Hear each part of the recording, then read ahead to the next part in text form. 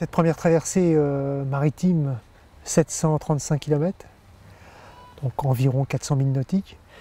Tout d'abord, beaucoup d'appréhension, bien sûr, au moment du départ. On ne sait pas ce qui va se passer. Est-ce qu'on va être malade? Est-ce que la mer va être bonne? Est-ce qu'on ne va pas s'ennuyer? Est-ce qu'on ne va pas être dans la déprime? Je suis vite rentré dans le sujet, dans le vif du sujet, puisque je pensais avoir des vents favorables. Malheureusement, j'ai eu des vents contraires les premières 24 heures, donc j'ai ramé comme un fou, si je puis dire, pour ne pas avancer. Donc ça m'a mis de vie dans le bain. Et puis ensuite, il y a eu cette première nuit en mer. J'étais tellement fatigué que je m'endormais sur mes rames le soir, donc je suis tombé de sommeil, donc ça a été. La deuxième nuit a été beaucoup plus difficile parce que le mal de mer est arrivé, le vrai mal de mer est arrivé. Donc là, ça a duré 36 heures environ, où vraiment j'étais malade, où je ne pouvais plus ramer, j'étais allongé sur le pont.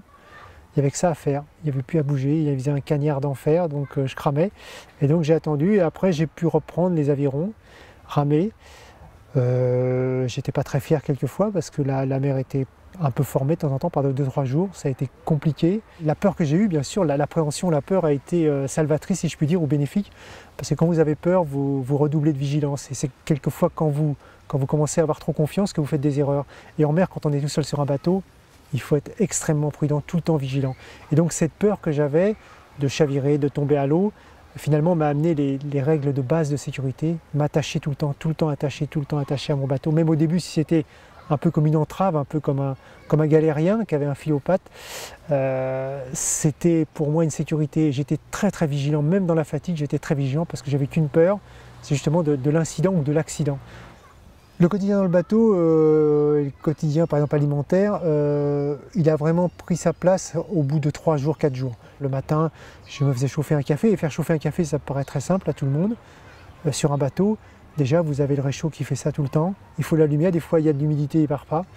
Il faut faire chauffer son café, après mettre le sucre, mettre le café, ça paraît dérisoire mais c'est compliqué, vous mettez des fois à côté et quand vous le buvez, vous le mettez plein sur votre t-shirt. Enfin, tout est très compliqué. Sur le bateau, il n'y a pas une seconde de stabilité, pas une seconde, c'est impossible. C'est une cohabitation, je reviens sûrement sur cohabitation, avec cette instabilité.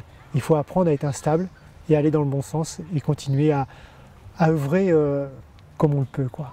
Il y a eu une deuxième phase qui a été au bout de 9 jours à peu près, où là, il y a un moment de fatigue intense qui est arrivé. Et où là, où je le sais maintenant, où j'ai négligé, j'ai commencé à négliger l'alimentation. C'est-à-dire que j'en ai marre, je ne fais pas chauffer ça, j'en ai marre, je le mange froid. Et là, c'est des erreurs à ne pas faire.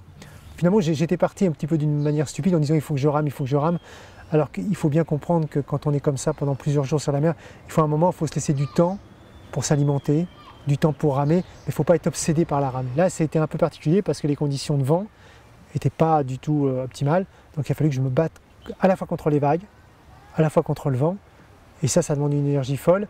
Et au-delà de l'énergie physique, il y a une énergie nerveuse et une crispation nerveuse qui vous bouffe une énergie mais incroyable, quoi, incroyable.